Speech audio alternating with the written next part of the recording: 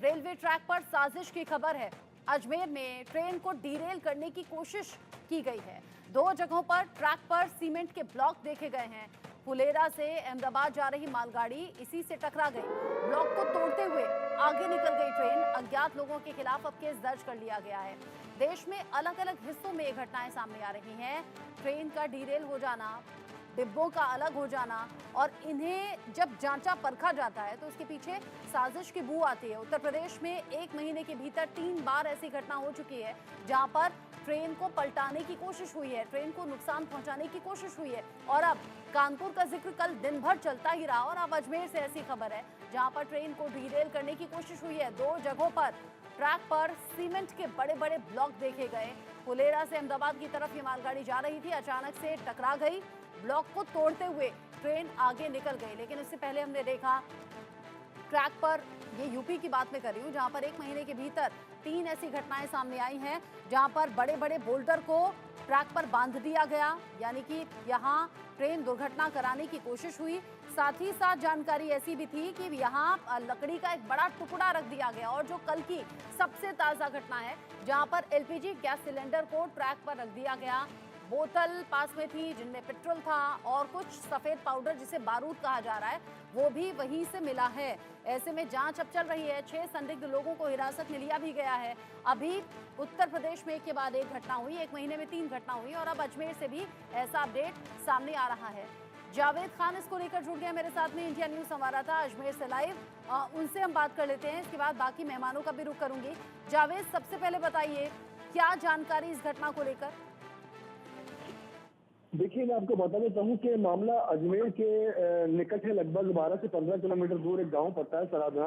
वहां का ये मामला बताया जा रहा है, जहां पर बीती देर रात जो है एक ट्रेन की ट्रैक के ऊपर जो है लगभग 70 किलो के 2 भारी भरकम के ब्लॉक रखने की सूचना पूरी तरीके से प्राप्त हुई है। इसकी जानकारी रेलवे विभाग को नहीं थी, और ट्रेन जो है सरपट उस ब्लॉक्स को तोड़ते हुए आगे निकल गई। गनीमत रही कि इस मामले, इस घटना के अंदर कोई बड़ा हादसा नहीं हुआ, नहीं तो लेकिन कहा जा सकता है कि जिन बदमाशों का, जिन लोगों का ये काम है, जिन समाज कंटकों का ये काम था, उन्होंने जाहिर सी बात है कि इसमें बड़ा हादसा होने के लिए, ये घटना को अंजाम देने के लिए ये बड़े ट्रैक के ऊपर जो है भारी भरकम के सीमेंट के ब्लॉक रखे थे। मामले की जानकारी पाते ही प्रशासन पूरा मुस्तैद हो गया, रेलवे विभाग मुस्तैद हो गया, और आसपास के लोगों से वो जानकारी जुटाने और भरसक प्रयास कर रहे हैं। रेलवे विभाग ने मांगलियावास थाने में मामला भी दर्ज करा दिया है। पुलिस इसकी पूरी गहनता से छानबीन कर रही थी।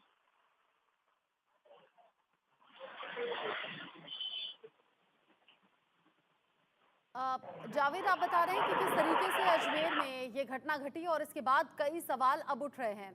उत्तर प्रदेश में एक के बाद एक ऐसी घटना घटी है। अब मुझे बताइए, अजमेर में जब ये घटना घटी है, सीमेंटेड ये ब्लॉक थे जो कि ट्रैक पर रखे गए। वो तो गनीमत है कि ट्रैक पर जब ये ब्लॉक रखे थे तो ट्रेन उनसे टकराती है और वो ब्लॉक टूट जाते हैं और ट्रेन आगे बढ़ जाती है, यानी किसी भी तरह के नुकसान की खबर नहीं है। जावेद, और क्या इस सिलसिले में एक्शन के तौर पर कुछ हुआ है? क्या किसी संदिग्ध पर शक है क्या? ट्रैक पे रखे जाएंगे और इंजन उससे तेज गति से टकराएगा, तो थोड़ा बहुत इंजन को थोड़ी सी प्रॉब्लम जरूर हुई है, तो कहीं थोड़ा सा डैमेज, लेकिन इसमें कोई भारी नुकसान या भारी हादसा कहीं भी नहीं हुआ है। गनीमत रही, ईश्वर का शुक्र लोगों ने मनाया, ईश्वर रेलवे विभाग ने मनाया कि इस मामले में कोई घटना और दुर्घटना बिल्कुल भी नहीं है, ना कोई बड़ा नुकसान हुआ है। लेकिन इसमें बहुत ज्यादा गहनता और विचार करने का विषय है कि इस तरीके की जो शरारती तत्व है, जो इस तरीके के अंजाम जो देने में लगे हुए हैं, उनके ऊपर भारी जो सख्ती से कार्रवाई होनी चाहिए, उनके ऊपर जांच पूरी तरीके से होनी चाहिए, उनको पुलिस गिरफ्त करके कड़ी से कड़ी इनके खिलाफ कानूनी कार्रवाई लोगों का कहना होनी चाहिए। जी ठीक है जावेद खान, आप रहिएगा मेरे साथ में।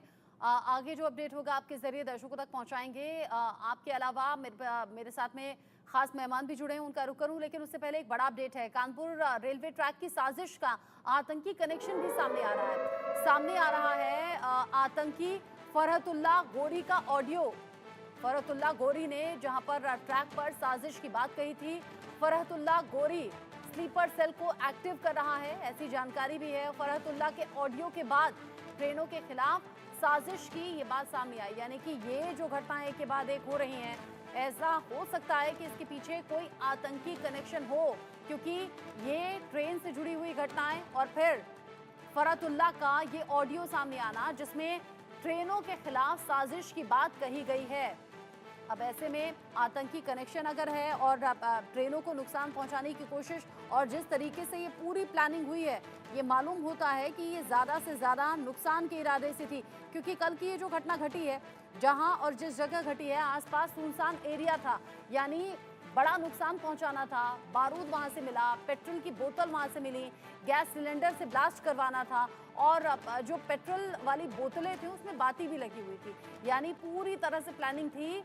और यहाँ प्लानिंग थी कि ट्रेन बुरी तरह से क्षतिग्रस्त हो, ट्रेन में बैठे हुए पैसेंजर्स को बड़ा से बड़ा नुकसान पहुंचे। ये पूरी साजिश की बू सामने आ रही है और इस मामले में 6 संदिग्ध अभी तक पकड़े गए हैं। फरहतुल्लाह गोरी इस स्लीपर सेल को एक्टिव कर रहा था, ये भी अंदर की जानकारी निकलकर सामने आ रही है। इस खबर को लेकर हम बात करेंगे। मेरे साथ में खास मेहमान जुड़ गए हैं, ज्ञान प्रकाश चतुर्वेदी मेरे साथ में जुड़े हैं, पूर्व आईपीएस ऑफिसर यूपी से। रत्नाकर सिंह मेरे साथ में हैं, बीजेपी के नेता। आप दोनों का ही बहुत स्वागत इंडिया न्यूज पर। ज्ञान प्रकाश चतुर्वेदी जी, पहला सवाल मैं आपसे पूछना चाहूंगी, यूपी में 1 महीने के भीतर 3 ऐसी घटनाएं हो गई हैं अलग अलग तरीके से, जहां पर ट्रेन को डीरेल कराने की कोशिश की गई है, यहां ट्रेन को पलटवाने की कोशिश की गई है और अब रह रहकर ये जो कनेक्शंस हैं ये आतंकी कनेक्शन की तरफ सामने जा रहे हैं। ये जो फरहतुल्लाह गोरी का जो वीडियो है, वो माफ कीजिए ऑडियो है, उसमें ट्रेन के खिलाफ साजिश की बात कही गई है। क्या कनेक्शन हो सकता है, कैसे कनेक्शन हो सकता है और जानबूझकर यूपी ही क्यों चुना गया? हालांकि अजमेर से भी ऐसी खबर सामने आई, अभी हमने दर्शकों को बताया। बिल्कुल सही सवाल किया आपने। मेरी आवाज अब तक जा रही होगी? जी, आवाज आ रही है। Nothing is unplanned. अनप्लान्ड तो कुछ नहीं, मैं पहले दिन से कह रहा हूँ, ये सब प्लानिंग के तहत हो रहा है। ये कोई शरारती तत्व ऐसा काम नहीं कर रहे हैं। मैंने पहले दिन से कहा, आज के आपके चैनल के माध्यम से भी कह रहा हूँ, ये जो हमारे पड़ोसी राष्ट्र हैं, जो हमारे साथ शत्रुवत व्यवहार रखते हैं, ये सारे के सारे सक्रिय हैं, क्योंकि ये चाहते हैं भारत को आर्थिक रूप से तोड़ दिया जाए और भारत की अर्थव्यवस्था में भारतीय रेलों का सर्वोच्च स्थान है। वो जनता को तो ले जाने लाने का काम करते हैं, इससे बड़ा काम जितना भी हमारे मालवाहन की क्षमता है, ये सबसे अधिक इसी पर आश्रित है। ये इसको डीरेल कर देंगे, इसको तोड़ देंगे, इसको ध्वस्त कर देंगे, तो हमारे आवागमन की व्यवस्था के बाद सीधा प्रभाव हमारी आर्थिक व्यवस्था पे पड़ेगा। दूसरी बात मैंने इसके सुझाव के रूप में मैंने एक बात और कही और आपको बता रहा हूं, हम इसमें सारी व्यवस्था कर लेंगे, हम इसमें ट्रैकर्स लगा लेंगे, हम इसमें सेंसर लगा लेंगे, हमारे पास इतने पोल हैं, हम सारे पोल पे कैमरे लगा लेंगे, वो सारी चीजें हम कर लेंगे, लेकिन उस पर भी तो खर्च आएगा ना। जो चीज बड़ी शांतिपूर्ण तरीके से चल रही है उसको हम खर्च बढ़ा देंगे। खर्च कौन वहन करेगा? भारत की जनता वहन करेगी, सरकार तो वहन करेगी नहीं, सरकार तो कर के रूप में हमसे प्राप्त कर लेगी। मैं गहरे तरीके से कह रहा हूं, ये शरारती तत्वों का कतई किसी कोने से काम नहीं है, ये बिल्कुल सोची समझी रणनीति के तहत किया जा रहा है। अब आया आपने एक सवाल और किया कि यूपी को ही क्यों चुना गया, क्योंकि कारण क्या है ना, देखिए मैं जातिगत और पार्टी के लेवल पर किसी तरह के कोई कमेंट नहीं देता, लेकिन उन्हें ये लगता है, बाहर के लोगों को ये लगता है कि इन राज्यों को विशेष रूप से हम डैमेज कर देंगे, इनकी इमेज को खराब कर देंगे, इनको ध्वस्त कर देंगे, तो जो यहाँ पर आने वाले उद्योग हैं, जो बाहर से हमारे उद्योग आने वाले हैं उत्तर प्रदेश में, उस पर बड़ा प्रभाव पड़ेगा। लोग डरने लगेंगे, वहां पर व्यापार करने से डरने लगेंगे, अपने उद्योग लगाने से डरने लगेंगे। ये सब कुछ बहुत सोच समझ के प्लान्ड वे में कर रहे हैं। अजमेर में भी ऐसा इसीलिए किया गया है कि वहां भी हम डिस्टर्ब करें कि उद्योग धंधे न लगने पाए, लोगों में दहशत आ जाए, एक डर फैल जाए। इस डर को कायम रखने के लिए जो ये ऐसा काम कर रहे हैं। अभी एक व्यक्ति एक चैनल के माध्यम से मुझे कह भी रहे थे कि ये ट्रेन जिहाद, हमने इस तरह के शब्दों का इस्तेमाल ही नहीं करिए, क्योंकि उन्हें अच्छी तरीके से पता है कि भारतीय रेलों में लगभग ऑस्ट्रेलिया की आधी आबादी एक दिन में रन कर रही होती है, तो उसमें हर धर्म जाति मजहब के लोग रहते हैं। मारे जाएंगे तो सब मारे जाएंगे। मृत्यु जो है ना, उसमें धर्म जाति मजहब और लिंग का भेद नहीं करती। इस तरह के शब्दों को हम कह करके और बढ़ावा देते हैं। हमारा काम क्या है? देखिए, मैं आपको सुझाव आपने मांगा नहीं, लेकिन पहले ही दे दे रहा हूँ, पता नहीं मुझे अब टाइम में देंगे या नहीं देंगी। इसमें IB LIU के अलावा हम लोग पहले पुलिस में ग्राम समितियों को बहुत सशक्त करते थे। अगल बगल ट्रैक के ग्राम समितियों को हम मजबूत करें, उनकी मीटिंग करें, उन्हें बताएं और उनको जोड़ें, उनको कुछ पैसे दें, मोबाइल का किस तरह की कोई हरकत हो तो हमको बताओ, हम गोपनीयता रखेंगे। ये सारा काम अगर हम नहीं कर रहे हैं तो भारतीय अर्थव्यवस्था के लिए हम बहुत बड़ी एक चुनौती फेस करने जा रहे हैं। वो चुनौती होगी ट्रेन। ये लाइफ लाइन है भारत की। ये धमनियों में, हमारे धमनियों में जो है ना, ये कोलेस्ट्रॉल पैदा करने की कोशिश की जा रही है। कोलेस्ट्रॉल को का निदान करना पड़ेगा। इसमें हम ये नहीं कहेंगे कि केवल पुलिस करे, आईबी करे, नहीं।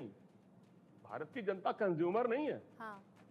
हम भारत की जनता के सजग लोग हैं। एक एक व्यक्ति को इन्वॉल्व करिए। लेकिन यहाँ पर भी चालाकी दिखाई गई, ज्ञान प्रकाश चतुर्वेदी जी, यहाँ पर भी चालाकी दिखाई गई है। ये जो साजिश रची गई है, यहाँ दूर दूर तक सुनसान एरिया है। सवाल इसको लेकर भी उठता है कि क्या जानबूझकर इस सुनसान एरिया को चुना गया होगा, जहां दूर दूर तक मदद के लिए कोई ना आए, जहां पर दूर दूर तक कोई क्लू ना छूटे। क्योंकि गांव वालों से जब पूछा गया, जो 500 मीटर या उससे ज्यादा दूरी पर थे, उनसे पूछा गया तो उन्होंने कहा नहीं, आवाज जरूर हम तक पहुंची थी, लेकिन हमने किसी को आते या जाते नहीं देखा। ये भी एक सेफ साइड ऑप्शन चुना गया होगा। रत्नाकर सिंह जी, उत्तर प्रदेश घनी आबादी का, सबसे ज्यादा आबादी वाला प्रदेश, और यहाँ एक महीने में 3 ऐसी साजिशें रची गई। हम सुनते थे इससे पहले बम धमाके हुआ करते थे, और ऐसी जगह आतंकी बम धमाके करते थे जहां ज्यादा से ज्यादा भीड़ हो। लेकिन ट्रेन, भारतीय ट्रेन जो कि खचाखच भरी होती है, पैसेंजर्स की भरमार होती है, ट्रेनों को लेकर अगर ये आतंकी कनेक्शन सामने आ रहा है, और ट्रेनों को लेकर अगर ये साजिश हो रही है पलटाने की या जलाने की या इस तरह के बड़े हादसे कराने की, तो फिर कैसे निपटेंगे इनसे? देखिए, निश्चित रूप से आपने जो कहा, और मैंने अभी जिनकी बातें सुनी, पूर्वाइया जो बैठे हैं यहाँ पे, निश्चित रूप से वो बातें बहुत संज्ञान और बहुत गंभीरता वाली बातें हैं। और आतंकवादियों ने जिस तरह से ये नया मॉड्यूल एक्सेप्ट किया है, नया मॉड्यूल तैयार किया है कि कहीं ना कहीं देश में जहाँ पे आतंकी हमले अब बंद हो गए हैं, तो उस मॉड्यूल का जो असफल हो गया है आतंकियों द्वारा, तो अब ये नया मॉड्यूल इनका चालू हो गया है। जहाँ पे देखा आपने कि चाहे वह कानपुर की घटना हो, जहाँ पे गैस सिलेंडर रखने का काम किया गया है, चाहे पे अलीगढ़ हो, जहाँ पे एक हैवी मेटल एलॉय व्हील जो है ट्रैक पे रखा गया था, जहाँ फारुखाबाद में देखिए कि एक बड़ा सा पेड़ का तना जो है उसको रख दिया गया, चाहे बिजनौर की घटना देख लीजिए। ये तमाम घटनाएं जो है वह दर्शाती है कि आतंकवादियों ने एक नया मॉड्यूल जो है शुरू कर दिया है, क्योंकि इस देश में प्रतिदिन 2.5 करोड़ लोग जो है वो ट्रेन से सफर करते हैं, और बीते 10 साल में 27,000 नए ट्रैक्स मोदी सरकार ने बनाए हैं, और इनको बड़ा इजी टारगेट हो गया है इनको ट्रैक्स पे जो है इस तरह से घटनाओं को अंजाम देने का। तो कहीं ना कहीं यह एक कोई मामूली घटना नहीं है, एक बड़ी आतंकी जो है साजिश जो है देखने को मिल रहा है, क्योंकि देश को जो बांटने वाली जो शक्तियां हैं, देश को जो तोड़ने वाली शक्तियां हैं, वो आतंकी घटनाएं तो कर नहीं पा रही हैं। तो इस तरह का जो है नया मॉड्यूल उन्होंने तैयार किया है। लेकिन मैं कह दूं फिर से कि यह मोदी सरकार है और योगी सरकार है। कोई भी इस तरह का अपराधी या दोषी या आतंकी बख्शा नहीं जाएगा, उसको जरूर पकड़ा जाएगा और उसको जरूर सजा मिलेगी। और सरकार ने 5 टीमें गठित की हैं, और 5 टीम जांच कर रही है, और निश्चित रूप से सारे लोग पकड़े जाएंगे। लेकिन सवाल ये है, आज सवाल ये है कि क्या विपक्षी पार्टियां, जिनको इन जो शरारती तत्व कह करके और राह से भटके हुए लोग बता करके इनको संरक्षण देने का काम कर रहे हैं, बचाने का काम कर रहे हैं, समाजवादी पार्टी जो एक डकैत को जाति देख करके उसके अपराधी के साथ खड़े होने का काम कर रही है, तब तक ये विपक्षी पार्टियां इन लोगों को बढ़ावा देने का काम करेंगी। नहीं, अभी ट्रेन से जुड़ा तो ऐसा कोई अपडेट नहीं है। ट्रेन से जुड़ा तो ऐसा कोई अपडेट नहीं है कि कोई किसी को बचाने की कोशिश कराए, ऐसा कुछ। और मंगेश यादव को लेकर जो सवाल उठ रहे हैं ना रत्नाकर जी, वो इसलिए उठ रहे हैं कि अगर कोई गुंडा, बदमाश या डकैत था तो उसके पैर में गोली लगती, और फिर अब आप देख रहे होंगे सोशल मीडिया पर जो उसके घर की तस्वीर है वो अलग अलग तरीके से सामने आ रही है कि भाई अगर कोई इतना बड़ा डकैत था, करोड़ों की लूट वो कर चुका था, तो क्या ऐसे छप्पर वाले घर में रहता? ये अलग अलग से लॉजिक है, उस पर नहीं जाते, राजनीतिक टूल अभी से मत दीजिए। लेकिन रत्नाकर जी, क्या ये बहुत बड़ी चिंता की बात नहीं है?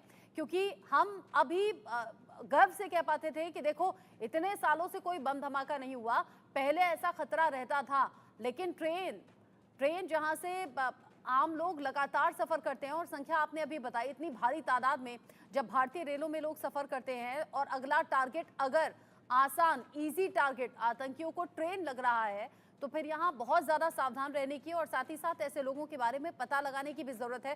हालांकि बहुत शातिराना तरीके से ये सभी चालें चली गई हैं, साजिश रची गई है ताकि दूर दूर तक कोई देख ना सके, ऐसे एरिया जहां पर सीसीटीवी नहीं है। क्योंकि कानपुर की घटना में भी किसी गांव वाले ने किसी को आते जाते नहीं देखा। निश्चित रूप से देखिए, मैंने आपको पहले भी कहा कि ये आतंकी घटनाएं जो है देश में पूरी तरह से रुक गई हैं और कहीं पे भी बम धमाके नहीं हो पा रहे हैं, नहीं ये लोग कर पा रहे हैं। तो निश्चित रूप से नया मॉडल जो है लोगों ने तैयार किया है और इस मॉड्यूल के जड़ तक पहुंचने के लिए सरकार ने 5 टीमों का गठन किया है और निश्चित रूप से सारे अपराधी जो है वो पकड़े जाएंगे और अपराधियों को जो है सजा से सख्त मिलेगी। अब जो है इस तरह की घटनाओं को अंजाम न दिया जाए, उसके लिए आगे जो है किस तरह से बहुत सारे सुझाव, जैसे अभी आपने सुना, अभी हमारे जो को पैनलिस्ट बैठे हैं यहाँ पे, उन्होंने जो सुझाव दिया है उस तरह की चीजों पे कार्रवाई जो है जरूर की जाएगी और आगे काम करने किया जाएगा ताकि इस तरह की घटनाओं को अंजाम देने से रोका जाए। लेकिन मैं फिर से प्रश्न वही पूछना चाहता हूँ कि विपक्षी पार्टियां जो कह तक रेलवे मंत्री को रील मंत्री का संज्ञान देकर के और सरकार के ऊपर प्रश्न चिन्ह खड़ा करना चाह रही थी, आज वो क्यों नहीं बोल रही हैं इस तरह की घटनाओं पे? क्या ये गोधरा से बड़ी साजिश करने का इन लोगों का एक कोई साजिश है जो गोधरा से बड़ी घटना को अंजाम दे सके? रत्नाकर जी, अगर आप ये कहेंगे कि विपक्ष कुछ बोल क्यों नहीं रहा, विपक्ष किसी का फेवर भी तो नहीं कर रहा, और अगर विपक्ष यहाँ पर बोलेगा तो आप ही लोगों के लिए तो प्रॉब्लम होगी ना रत्नाकर जी, क्योंकि सत्ता में आप हैं, कानून आपका है, पुलिस आपकी है, जांच एजेंसी आपकी है। नहीं, देखिए, सुनिए मेरी बात, अभी आप पूरी कर लेने दीजिए मेरी बात। विपक्ष जो है वो लोगों को और उकसाने का काम करता है। अरे रहने दीजिए, ये तो भटके हुए नौजवान है, अरे ये तो यादव जाति का डकैत था, उसको क्यों मार दिया गया? तो विपक्ष को अपनी भूमिका समझनी चाहिए। कोई भी आतंकी होता है, उसकी कोई जाति नहीं होती, अपराधी की कोई जात नहीं होती, लेकिन विपक्ष का घिनौना राजनीतिक चेहरा इससे उजागर होता है कि इस तरह की घटनाओं पे वो अपना मुंह बंद कर लेते हैं। और अगर कोई डकैत मारा जाता है, कोई व्यक्ति अपराधी अगर उसको शूट किया जाता है, तो यह अल्पसंख्यक समुदाय से जोड़ देते हैं, यादव बिरादरी से जोड़ देते हैं। कब तक इस तरह की घिनौती राजनीति की जाएगी और लोगों को बरगलाने का काम किया जाएगा? यहाँ पर सीरियस इशू है। आप अपना प्रश्न उठा रहे हैं, आप कह रहे हैं कि अब ऐसी घटनाओं पर क्यों नहीं विपक्ष बोलता। मैं कह रही हूँ बहुत ही सिंसियरली और बहुत सीरियस होकर इस तरफ सोचना चाहिए, क्योंकि ट्रेन अगर दुर्घटना का शिकार होती है, अगर ट्रेन को लेकर साजिश होती है, तो यहाँ बहुत बड़ा नुकसान होगा, उतना बड़ा जितना आप और हम सोच भी नहीं सकते। इसलिए उस तरफ फोकस करना चाहिए, क्योंकि यहाँ कोई पॉलिटिकल पार्टी इन साजिशों को बढ़ावा नहीं दे रही या फिर सपोर्ट नहीं कर रही। इसलिए इस मामले को और मंगेश यादव के इनकाउंटर को अलग अलग रखिए, ये दोनों मैटर अलग हैं। ज्ञान प्रकाश चतुर्वेदी जी, क्योंकि आप एक आईपीएस ऑफिसर के तौर पर ड्यूटी कर चुके हैं, आपको मालूम है जब इस तरह के चैलेंजेस सामने आते हैं, और यहाँ चूंकि कानपुर वाली घटना एकदम क्लूलेस दिखाई दे रही है, वहाँ बारूद जरूर मिल गया, व्हाइट पाउडर मिल गया, पेट्रोल से भरी हुई बॉटल्स मिल गई, उसमें बाती लगी हुई थी, वहाँ एलपीजी गैस सिलेंडर भी मिल गया। ये सब कुछ इंश्योर कर लिया गया कि ये साजिश थी ट्रेन में धमाका कराने की, गोधरा कांड दोहराने की। लेकिन किया किसके जरिए गया, ये कैसे पता लगेगा? गांव देहात के एरिया हैं, दूर दूर तक जब रेलवे ट्रैक बिछा होता है, सुनसान ये एरिया था। ऐसे क्लूलेस केसेस में कैसे क्लू मिलते हैं और कैसे उन तक पहुंचा जा सकेगा? देखिए, क्लू तो दो तरीके से, एक तो और इस आतंकी फरहतुल्लाह के ऑडियो का भी जिक्र मैं करना चाहूंगी, कैसे फिर उसे ट्रैक किया जाएगा, कैसे इनका कनेक्शन सामने आएगा? मैं पूरी बात बता रहा हूँ। कुछ तो अंधी सुरंग में घुस के खोजने की कोशिश की जाती है, हाँ। और कुछ प्रमाणों के साथ, खोजबीन के साथ ऐसा काम किया जाता है। हम लोग फोन ट्रैक करते हैं, हम ही नहीं करते हैं, दुनिया की सारे इंटेलिजेंस लोग करते हैं और एक दूसरे देशों से आदान प्रदान भी उसका किया जाता है। हमारे यहाँ आईबी है, रॉ है, पुलिस है, एलआईयू है, क्राइम ब्रांच है, एटीएस है, ये सारे लोग ऐसा काम करते हैं और जैसे भी कोई चीज हमारे संज्ञान में आती है हम उसको शेयर तुरंत कर देते हैं।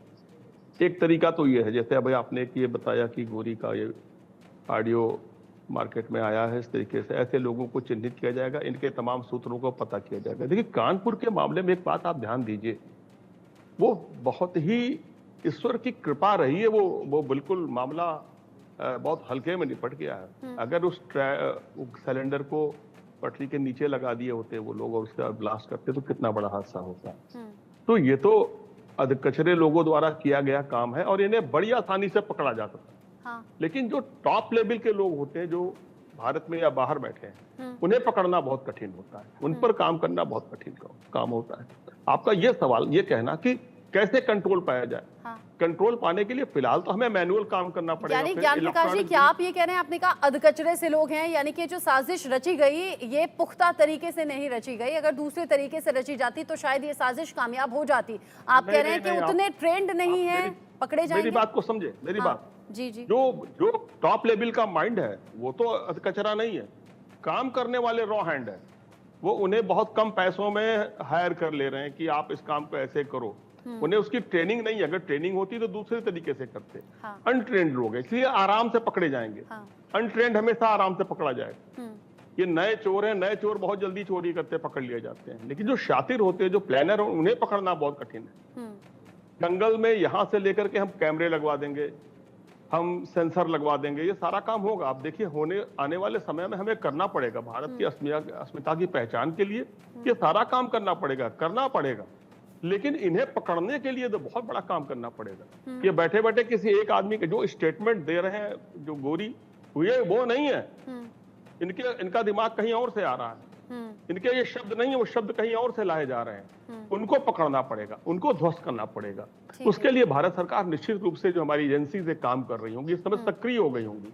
तो जब तक हम, और फिलहाल के लिए सुरक्षा के लिए, ठीक कह रहे हैं आप, एनआईए के जो अधिकारी हैं, क्योंकि कल ही रवाना हो गई थी टीम, एनआईए के अधिकारियों ने रात से ही पूरा जो केस है वो टेक ओवर कर लिया है और जांच अब शुरू की गई है। 6 ऐसे संदिग्ध हैं, जहां तक पहुंची भी है। कुछ जमातियों को लेकर जानकारी और ज्यादा जुटाई भी जा रही है। जावेद खान मेरे साथ में अजमेर से हैं। जावेद, अजमेर में जो घटना सामने आई है, क्योंकि यहाँ भी प्लानिंग जरूर की गई, लेकिन प्लानिंग उस तरीके से काम नहीं आई, जैसा कि अभी सर भी कह रहे हैं, ज्ञान चतुर्वेदी जी कह रहे हैं कि यहाँ कुछ अध कचरे लोग हैं जिनके जरिए प्लानिंग की गई, जो पैसों के लालच में ऐसा कर रहे होंगे। अगर ट्रेंड होते तो शायद ये साजिश कामयाब हो जाती और ऐसे लोगों को पकड़ना इजी रहेगा। अजमेर वाली घटना को लेकर अभी तक कोई पकड़ा गया क्या?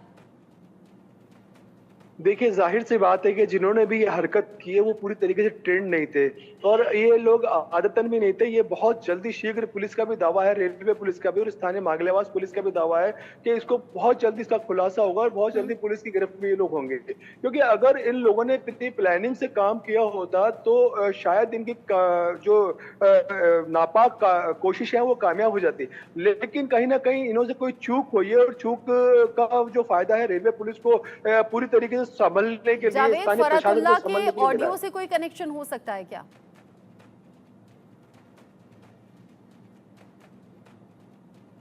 जावेद, हेलो जावेद, मैं पूछ रही हूँ कि फरहतुल्लाह के ऑडियो से कोई कनेक्शन हो सकता है क्या? क्योंकि जानकारी ऐसी कि जो ट्रेन साजिश का ऑडियो सामने आया है उसमें स्लीपर सेल के एक्टिव करने की भी बात है।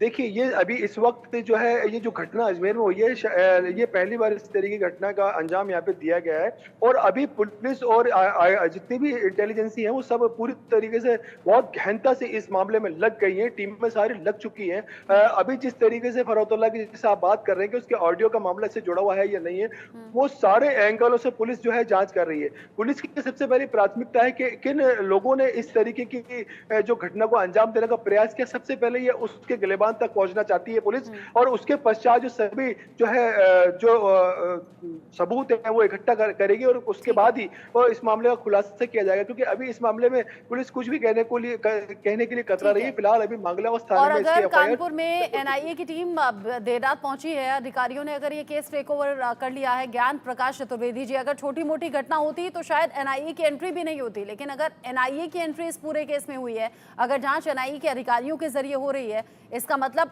आग कहीं थी तभी धुआं उठा है। बिल्कुल, मैंने देखिए अपनी डिबेट के सबसे पहले ये बात कही थी कि कहीं ना कहीं बाहर से कोई खेल खेला जा रहा है। एनआईए के सक्रिय होने का मतलब कि उसे ये पता चल चुका है कि राष्ट्रीय अस्मिता, राष्ट्रीय सुरक्षा के ऊपर कोई ना कोई खतरा है। ये छोटी सी शुरुआत है, ये मान लीजिए आप, ये बहुत छोटी सी शुरुआत है। कच्चे खिलाड़ियों से खेला जा रहा है। हाँ। ये कच्चे खिलाड़ी बताएंगे कि उन्हें कहां से सूचना मिल रही है, कहां से उनको सक्रिय किया जा रहा है, कहां से उनको धन मुहैया कराया जा रहा है, कहां से उनके दिमाग में ये सारा कबाड़ भरा जा रहा है जिससे कोई ऐसी हरकतें कर सके। ये शुरुआती दौर है। आने वाला समय तो हमें बहुत ही सजग और सावधान रहना पड़ेगा। एनआईए की टीम इसीलिए गई है, उन्हें ये पता चल गया। आप कह रहे हैं, एकदम ठीक आप कह रहे हैं। रत्नाकर जी, हो गई है कि कुछ ना कुछ बहुत बड़ा गेम होने जा रहा है। आप एंड कमेंट देना चाहेंगे? जी देखिए, निश्चित रूप से जो देश विरोधी ताकतें हैं, जो देश की आंतरिक सुरक्षा के साथ खिलवाड़ कर रहे हैं, जो देश की सरकार में जो जो देश में सरकार है उसकी छवि को खराब करने की कोशिश कर रहे हैं, निश्चित रूप से उनके ऊपर जो नया मॉड्यूल उन्होंने अपनाया है, उस मॉड्यूल को भी ध्वस्त कर दिया जाएगा। और जिस प्रकार की बम विस्फोट की घटनाएं, आतंकी घटनाएं इस देश में खत्म हो चुकी है, हाँ। उसी तरह से इस तरह की घटनाओं की जो शुरुआत हुई है, उसके शुरुआती लगाम लगा करके और अपराधियों को उम्मीद पकड़ करते करके हैं और उम्मीद करते हैं मास्टरमाइंड को बहुत पकड़ा जल्द जाए। इन जी। साजिशकर्ताओं को पकड़ा जाए, जड़ तक पहुंचा जी। जाए। एनआईए के अधिकारियों ने जांच का जिम्मा संभाल लिया है और अब ऐसी घटनाएं घटने से पहले ही इनका खुलासा हो रहा है, ये अच्छी बात है। लेकिन जो इस साजिश के पीछे हैं उन तक भी पहुंचना जरूरी, और इसीलिए तैयारियां भी हम देख रहे हैं, अधिकारियों की जांच जारी है। रत्नाकर सिंह जी, ज्ञान प्रकाश चतुर्वेदी सर और साथ ही साथ जावेद खान, आप सभी का मेरे साथ में जुड़ने के लिए शुक्रिया। इस खबर को लेकर आगे जो भी अपडेट होगा दर्शकों तक पहुंचा